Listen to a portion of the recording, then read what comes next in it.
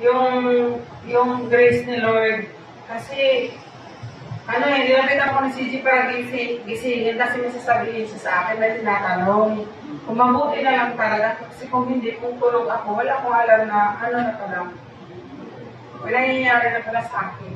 Kaya sabi ko, talagang pagka-silid ka ni Lord, sa pamamaraan niya, walang imposible. Kaya, sabi ko, talagang gano'n, no? Yung kailangan pang may nangyayari sa atin bago natin aminin na natin sa inyo rin ang totoo. Yung may mangyayari muna bago mo ma-appreciate yung kabutihan niya. Na-appreciate man natin, pero hindi natin sinishare kung gaano siya kumilos sa buhay natin. Kaya, dapat lahat ng blessing na binibigay sa atin ng Panginoon, hindi natin ikahiya, hindi natin kaligtaan na lahat ng nangyayari sa atin dahil sa Kanya.